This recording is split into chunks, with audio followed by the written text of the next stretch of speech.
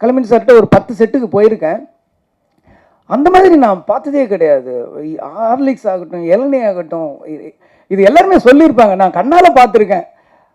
சபரிமலை மாலை போட்டவங்கெல்லாம் வந்து கற்பூரில் கோவாவில் ஷூட்டிங் நடந்துட்டு இருந்தப்போ அப்போ அந்த அவங்க சாப்பிட்டுட்டு இருக்கிற இடத்துக்கு வராரு. கேப்டன் வந்து அவங்க பார்க்குறாரு. பார்த்துட்டு வந்து இவங்களுக்கு என்ன எதுவும் வைக்கலன்னா, இல்லை கேப்டன் அவங்க நான்வெஜ் சாப்பிட மாட்டாங்க, மாலை போட்டிருக்காங்கல்லன்னு. அவங்களுக்குலாம் பக்கோட போடி அப்படின்னு அப்போ சொல்கிறாரு. எனக்கு வந்து எப்படி ஒரு கேப்டன் ஒரு படத்தோட கதாநாயகன் தனக்கு என்ன வருது மட்டும்தான் பார்ப்பாங்க. ஃபுல்லாக ஒரு எல்லாருமே சாப்பிடணுன்ட்டு அந்த வயிறு நிறையணும்னு நான் நிறைய விஷயம் கண்ணால் பார்த்துருக்கேன். அந்த ராஜபாதர் ஸ்ட்ரீட்டு கூட நம்ம பாண்டி பஜாரோட பேரல் ஸ்ட்ரீட் போகும்போது அந்த கம்பெனிக்கு நான் போயிருக்கேன். போயிட்டு இருக்கும்போது வெளியில் ஒரு 500 பேர் நிற்பாங்க. எப்பயுமே ஒரு 500 பேர் இருப்பாங்க. அப்போ கேப்டன் அவர்கள் வந்து அவர் கையால் அந்த பாக்கெட்டு சாப்பாடை கொடுப்பாரு. அதை நான் பார்த்துருக்கேன், எங்கனால பார்த்துருக்கேன். அந்த பக்கம் இருக்கிற மீடியேட்டர்ஸ் எல்லாருக்குமே அது ஒரு ஹப்பு மாதிரி இருக்கும்.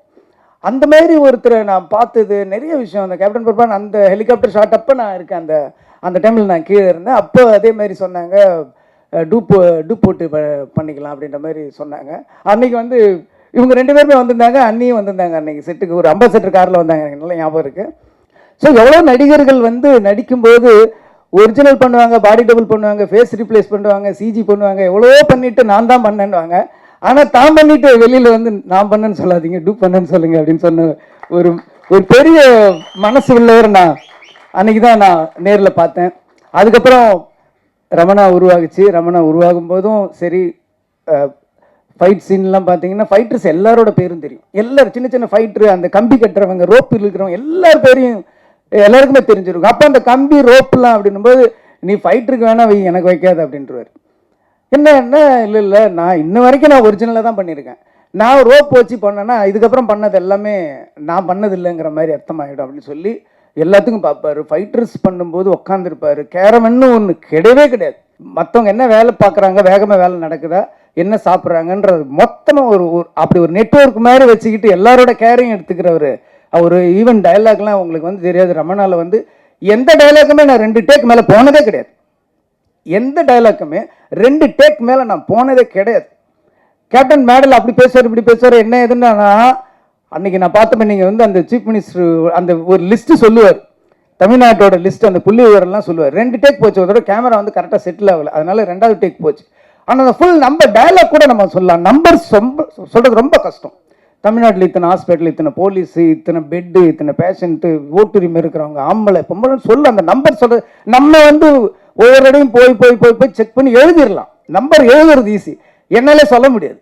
ஒரு அப்படியே ஃபுல்லாக பண்ணிவிட்டு டைலாக் எடுத்தார். இதை மட்டும் எனக்கு 2 நாள் முன்னாடி டைலாக் கொடுத்துருன்னு சொன்னார். 2 நாள் முன்னாடி டைலாக் சொன்னால் ஃபுல்லாக பண்ணார். 2 டேக்கில் சிங்கிள் ஷாட் நீங்கள் பார்த்தீங்கன்னா தெரியும். அப்படியே ட்ராலி ஃபாலோ பண்ணிகிட்டே இருக்கும். சிங்கிள் ஷாட்டில் முடித்தார். டைலாக் ஆகட்டும், நடிப்பாகட்டும், ஃபைட் ஆகட்டும், அவருக்கு ஈடு இணை யாருமே கிடையாது. நிறைய பண்ணார். அதுக்கப்புறம் என்னுடைய திருமணத்துக்கும் வந்தார்.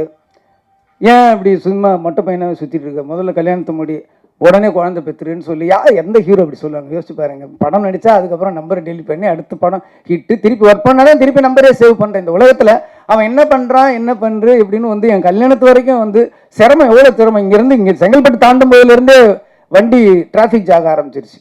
கிட்டத்தட்ட ஒரு 7,000 8,000 வெஹிக்கிள்ஸ் எல்லாமே தொண்டர்கள் தான். அன்னைக்கு வரலாறு காணாத கூட்டம்னா எனக்காக கிடையாது, கேப்டனுக்காக.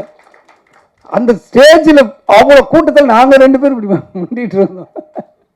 அவ்வளோ ஒரு வரலாற்று சிறப்பு மிக்க ஒரு திருமணமாக என்னுடைய திருமணத்தை மாற்றின ஒரு கேப்டன் அவர்கள் ஒரு அற்புதமான மனிதர். இங்கே வந்து கஸ்தூராஜா சார் வந்து நானும் ஒர்க் பண்ணியிருக்கேன்னு எனக்கு சின்ன பொறாமையாக இருந்தது.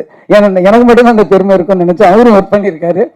ஸோ அந்த ஒரு மனிதரை வந்து நம்ம அவ்வளோ பக்கத்தில் இருந்து என் வாழ்க்கையில் வந்து நான் 1 வருஷத்தை அவரோட கழிச்சிருக்கேன் போது அந்த ஒவ்வொரு நினைவுகளும் என் வாழ்க்கையில் எப்பயுமே எதிரொலிச்சுக்கிட்டு இருக்கும். அவர் குரல் எப்பயுமே என் காதில் கேட்டுக்கிட்டே இருக்குங்கிறது போது எனக்கு ரொம்ப அதை விட ஒரு பெருமை என்ன இருக்க முடியும். அப்படி ஒரு மாமனிதர் நம்ம மண்ணில் இருக்குது. அவரோட 2 கண்கள், அந்த கண்ணு போதும் கேப்டன் பார்க்குற மாதிரி அப்படியே இருக்குது. எவ்வளோ பேருக்கு இண்டஸ்ட்ரியில் இருக்கிற ஒரு வாழ்க்கை கொடுத்துருக்காரு. ஆர் சுந்தரராஜன் மாதிரி சார் மாதிரி ஒரு வில்லேஜ் படத்தில் நடிப்பார். அந்த பக்கம் பார்த்தா ஆர்மியோட ஃபைட் பண்ணிட்டு இருப்பார். ஃபிலிம் இன்ஸ்டிடியூட்டோட இன்னும் அடையாறு ஃபிலிம் இன்ஸ்டியூட் அந்த டைமில் வந்து அவ்வளோ, இன்றைக்கி இருக்குது விஸ்காம் அவ்வளோ இருக்குது. அன்றைக்கி டைமில் அடையாறு ஃபிலிம் இன்ஸ்டியூட் வந்து உள்ளே வந்தது Aabavanan sir, Selvamani sir, Udhayakumar sir, அவ்வளோ பேர் இன்ஸ்டியூட்டில் அந்த டிஎஃப்டிலேருந்து வெளில வந்ததுக்கு எல்லாமே ஒரே காரணம் வந்து கேப்டன் அவர்கள் தான். இன்னைக்கு வந்து நடிகர் சங்கமாகட்டும் எவ்வளோ பேர் உருவாக்கியிருக்காரு. அவர் வீட்டில இருந்து ஒரு பையன் வந்து நம்ம இண்டஸ்ட்ரிக்கு வந்திருக்காருன்னும் போது நம்ம வந்து 2 கையை விரித்து அவருடைய வாரி அணைச்சிக்கணும் அவரை. அது வந்து அவர் சொன்ன மாதிரி இது கேட்கறதுக்கு எனக்கு உரிமை இருக்குன்னு சொன்னார். என்ன செய்யறதுக்கு எங்களுக்கு கடமை இருக்குங்கிறது தான் உண்மை. அதனால பத்திரிகை நண்பர்கள் ஒரு 2-3 படத்துக்கு அவர் படங்கள்ல நல்லதை மட்டும் எழுதுங்க. நம்ம அதுக்கப்புறம் நம்ம ஒரு கரெக்டாக பார்த்துக்கலாம். ஆனால் அந்த ஃபர்ஸ்ட் என்கரேஜ் பண்ண வேண்டியது உங்கள் கையில் தான் இருக்குது. இண்டஸ்ட்ரியில் இவ்வளோ பேர் என்ன மாதிரி எவ்வளோ பேர் வாழ்ந்துட்டு இருக்காங்க, எவ்வளோ பேர் எத்தனையோ வயிறுகள் இன்னமும் சாப்பிட்டுட்டு இருக்கிறதுக்கு அவர் காரணமாக இருந்திருக்காரு. அதனால் அவருக்கா இந்த படம் மிகப்பெரிய வெற்றியை நம்ம கொடுக்கணும். அது அடையும். ரொம்ப பிரமாதமாக இருக்கார். எனக்கு ஒரே ஒரு சந்தேகம் தான், எப்படி இவருக்கு கட் அவுட் வைப்பாங்கன்னு நான் ஆச்சரியப்படுறேன். ஏன்னா இவரே கட் அவுட் மாதிரி இருக்காரு.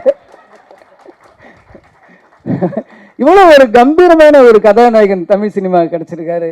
ரொம்ப சந்தோஷமாக இருக்குது. வளர்ந்து வாங்க. ரமணா 2 எடுப்போம். திருப்பியும் வந்து நம்ம கேப்டனை வந்து நம்ம காட்டுவோம். இந்த படம் ரொம்ப அற்புதமாக இருக்குது. யானை வச்சு பண்ணியிருக்காரு. யானையும் ஒரு சிங்கம் நடித்த மாதிரி தான் இருந்துச்சு எனக்கு பார்க்கும்போது. கள்ளழகர்லேயும் கேப்டன் அவர்கள் வந்து யானையோட நடித்தார். அப்போ ஒரு இன்டர்வியூக்குள்ள நான் படித்த ஞாபகம் இருக்குது.